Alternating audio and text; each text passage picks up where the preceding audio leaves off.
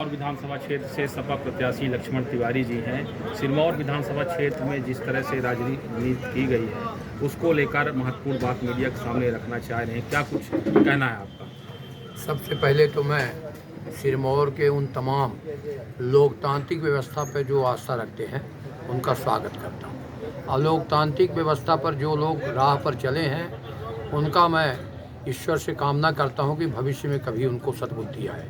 आज सिरमौर 68 में मैं पार्टी से प्रत्याशी था, ये बात सही है, जग जाहिर है। जिस तरह से इस चुनाव में सिरमौर में कलंक लगा, सिरमौर में दाग लगा। पहले दाग लगता था कि ये नहीं जीता, वो नहीं जीता, अब दाग ये लग गया कि पैसे के कारण ऐसा लगता है कि धन बल ऐसा ना हावी हो गया। जिन लोगों ने अवैध कमाई करके, जिन लोग नंबर 2 की कमाई करके, जिनके तमाम कोई इतनी बड़ी कमाई थी नहीं, जितने बड़े ना तो लोगों के पास तनख्वाह थी न राजंसी थी, ये सारे इस तरह से बिक्री नामा कराए इस सिरमौर को।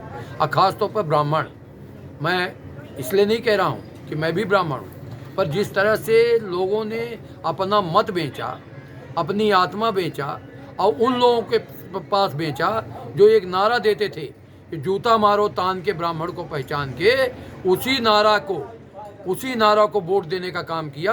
ये बड़ा दुर्भाग्यपूर्ण है भविष्य के लिए। मैं तो कहना चाहता हूँ कि अब तो चुनाव हो ही नहीं रहे, अब तो निर्वाचन आयोग को चाहिए कि पहले वो पर्चा भराए उनका जो अरबपति हों, जो करोड़पति हों, जिनके पास धन का पहले हिसाब किताब हो। निर्वाचन आयोग इस बार पूरी तरह से फैल रहा, और निर्वाचन आयोग करता भी क्या, जब लोगों की अपनी आस्था डिग गई, लोग चारों तरफ से भ्रामिक हो गए और लोगों को लग रहा था कि एक नारा था जो राजा को हराएगा वोट देगा, राजा को हराएगा वोट देगा।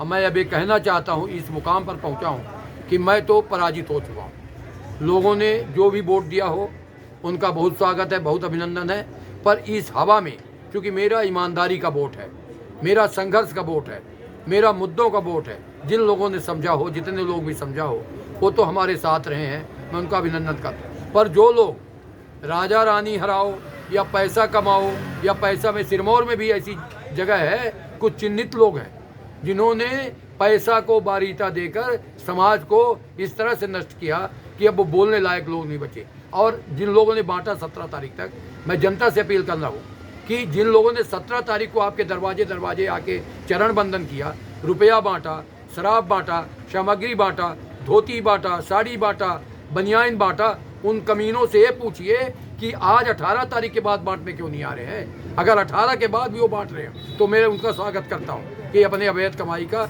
हिस्सा जनता में बांट रहे हैं। मगर आज 18 तारीख के बाद, अब आज 22 तारीख हो गई, इनका दर्शन नहीं है, ये इंतजार कर रहे हैं 3 तारीख को। और जो जैसा इंतजार कर रहा है, कहीं न कहीं प्रकृति उनके मुंह पर तमाचा मारेगी। मैं तो अपने आप को यही कह रहा हूँ कि मेरे पास जो लोग हैं उनकी रक्षा के लिए, उनकी सुरक्षा के लिए, अब मैं जिस पार्टी में जहाँ हूँ उस पार्टी में रहकर मैं आज भी अपने को, इन लोगों से अपने को ताकतवर मानता हूँ कि मेरे लोगों को अगर कोई अन्याय करेगा तो उसका जवाब हम तो हर कीमत में देंगे और देने के लिए तैयार हैं।